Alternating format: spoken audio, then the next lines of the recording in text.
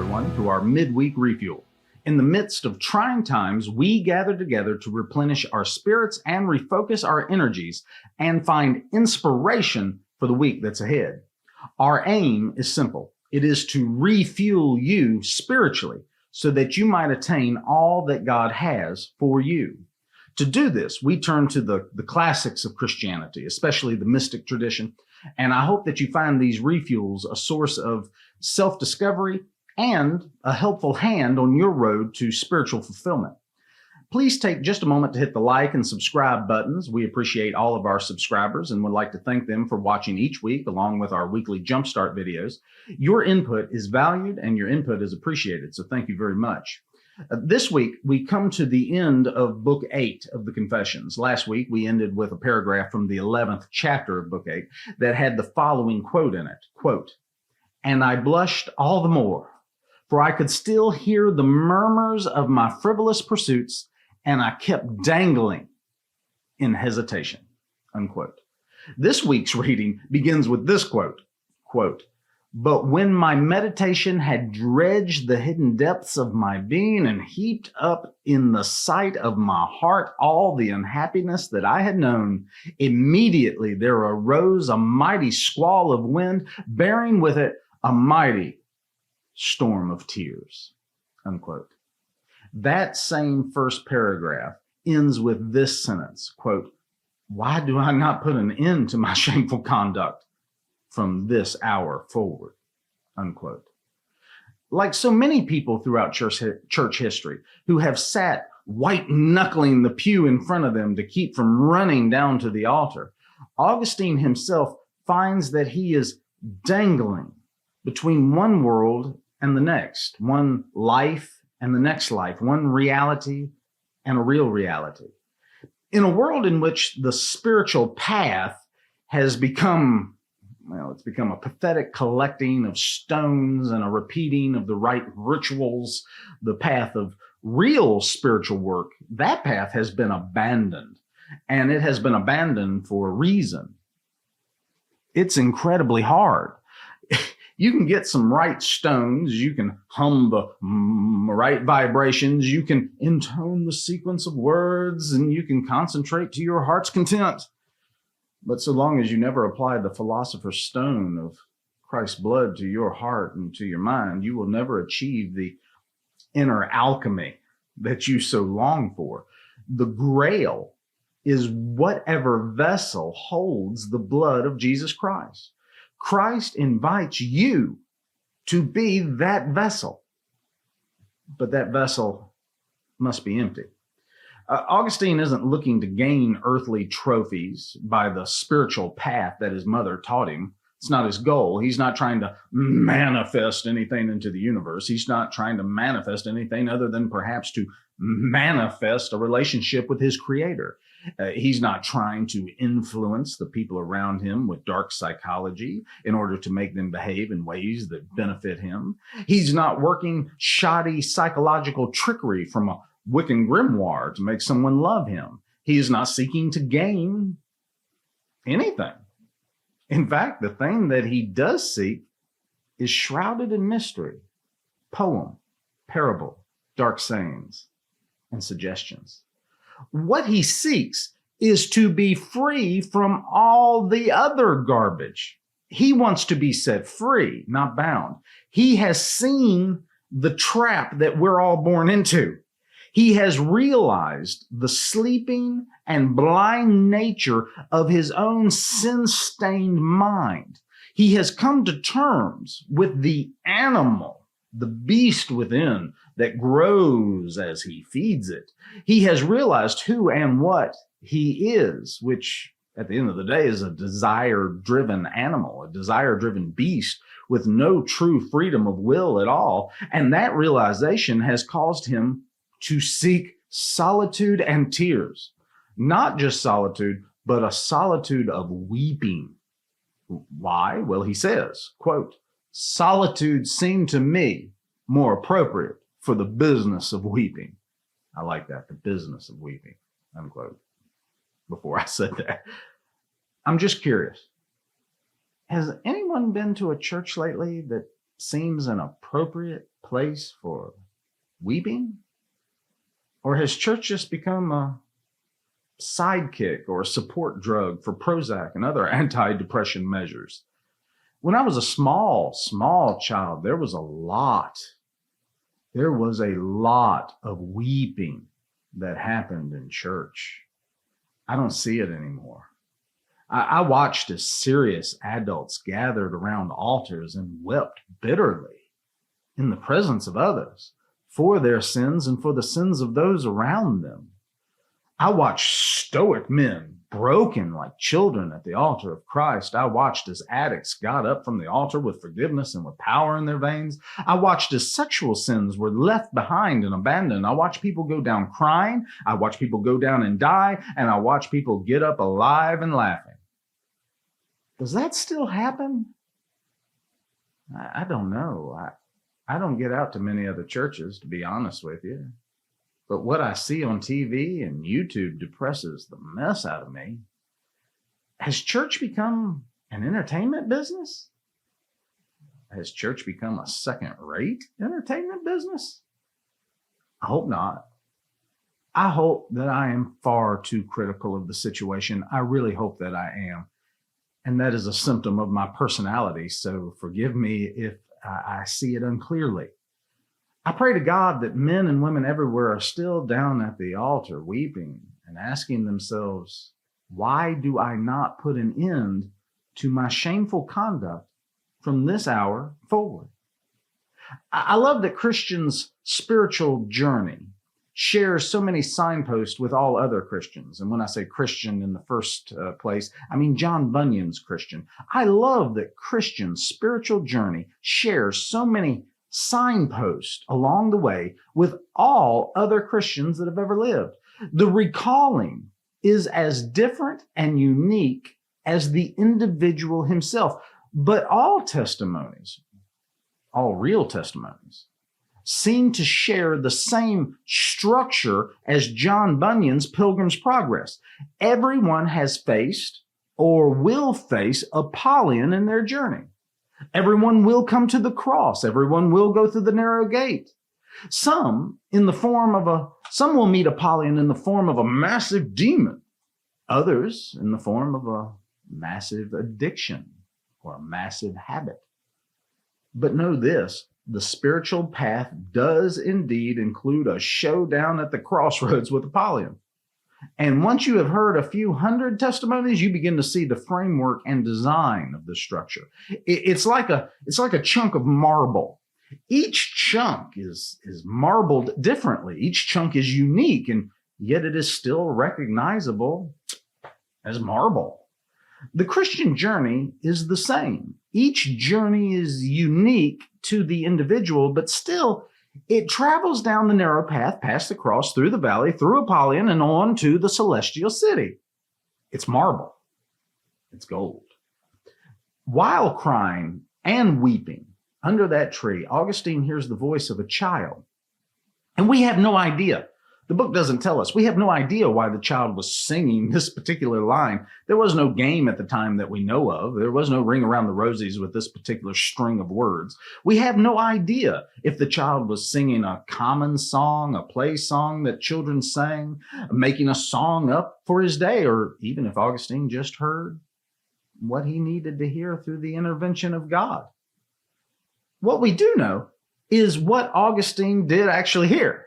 These are the words that drifted to him while he lay weeping under a tree, weeping for his own pathetic sinful state. Quote, pick it up and read it.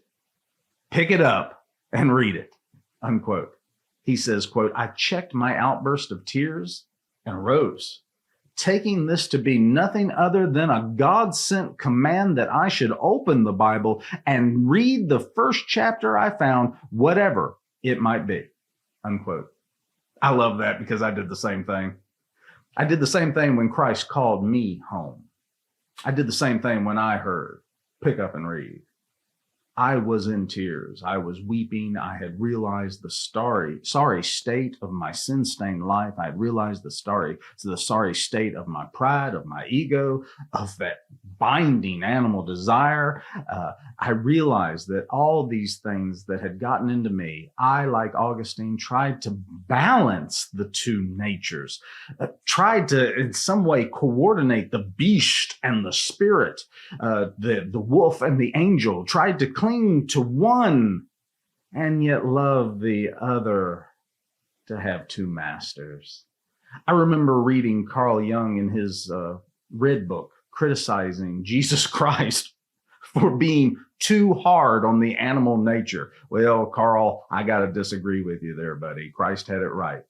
He, like myself and every other human on the planet, would like to avoid the death of the animal so that the spirit might live.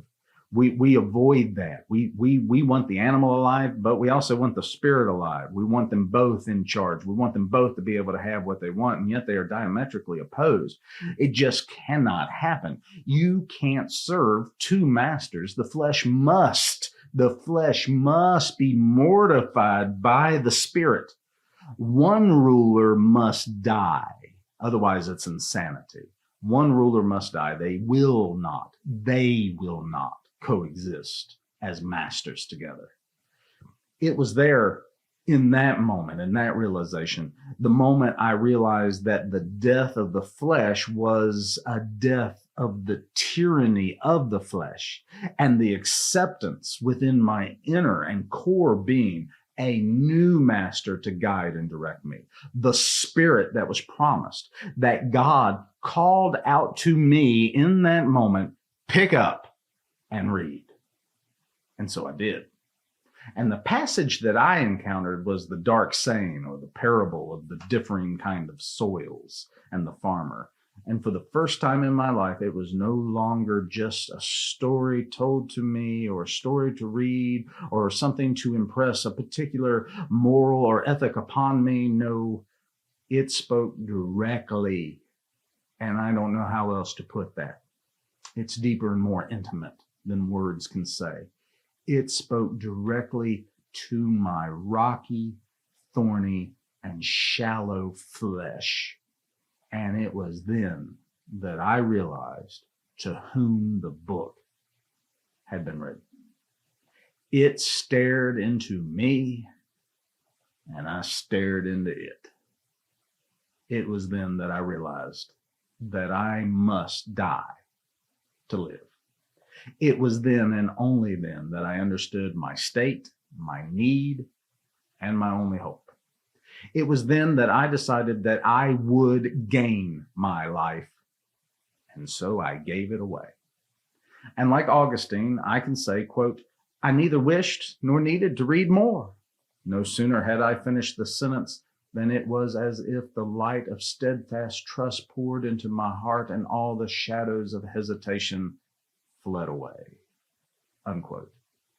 Augustine has been born again, born of the Spirit. Let us turn to Book 8, chapters 12 for a short reading, and we will be finishing up Book 8 today. If you need a copy to follow along with, this work is a public domain book and can be downloaded for free from the Project Gutenberg, I believe is the name of the site. Good site. Turn, if you will, to chapter 12. The last chapter of Book 8. But when my meditation had dredged the hidden depths of my being and heaped up in the sight of my heart all the unhappiness I had known, immediately there arose a mighty squall of wind, bearing with it a mighty storm of tears. To pour out this flood of tears with all the sounds proper to it, I arose and left Alypius. Solitude seemed to me more appropriate for the business of tears.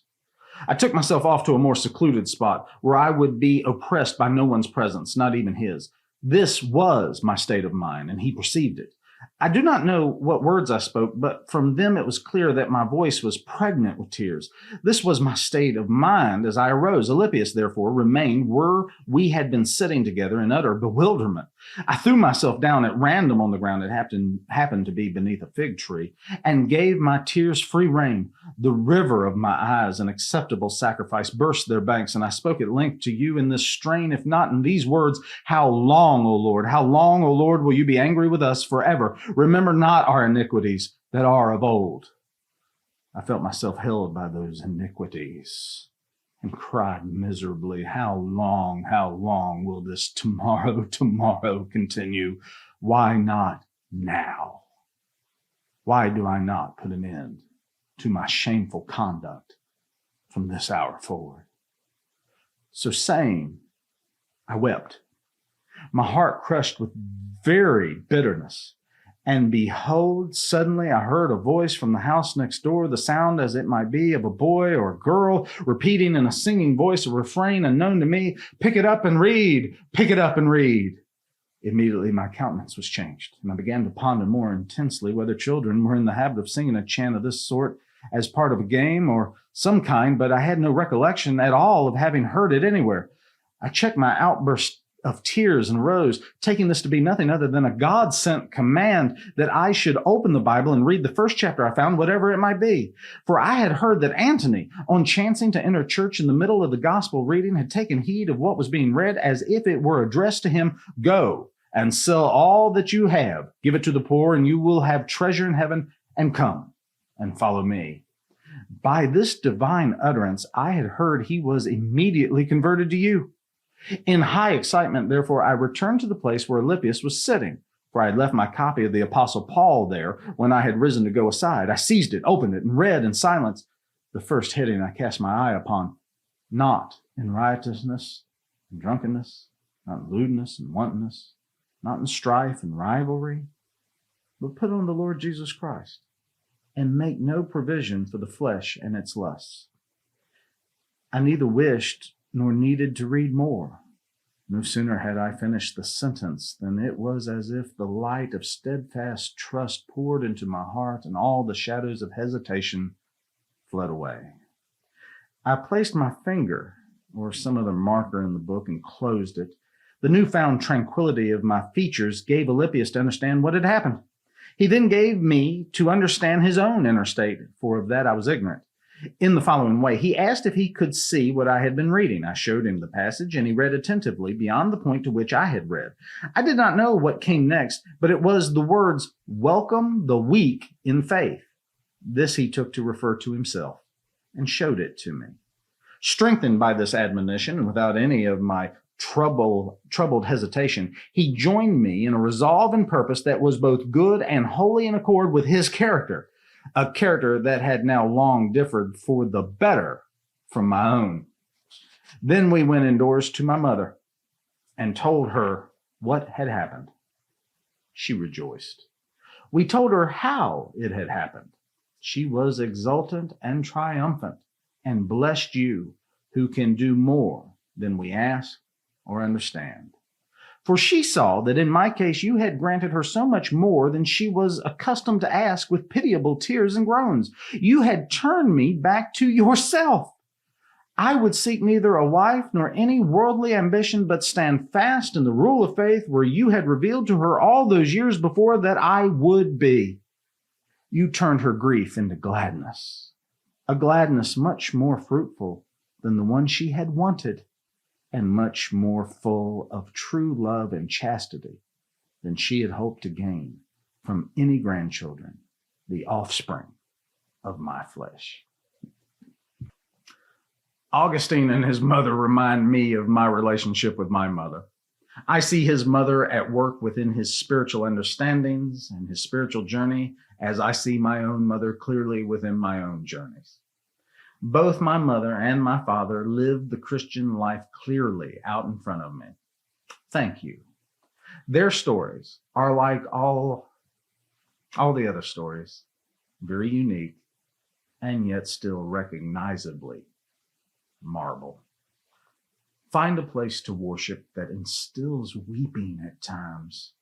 Find a place that is full of both the old and the new servants of the King. I don't care if they have smoke machines. I don't care if they have drummers. I don't care if they have big screens and lasers. But if they never weep, then they have never encountered sin. They have never mourned their own rebellion, and they have never been broken beneath the cross of Jesus Christ. Happiness and concerts, they're fine, but the important stuff of the spiritual life happens broken, weeping, and heartbroken under a tree. Fortunately for us, God will find a way in your darkest despair to have a child sing out to your heart. Pick up and read. Christ is King. Hail to the King.